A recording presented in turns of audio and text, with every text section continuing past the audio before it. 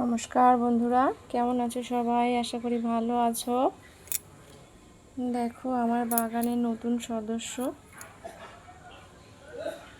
এটা একটা গোল্ডেন কালারের কাগজ ফুল। এটা আমার অনেক দিন থেকে একটা ইচ্ছা ছিল বাগানে অ্যাড করার, তো আমি এটা পেয়ে গেলাম, তো আমি এটা নিয়ে নিয়েছি।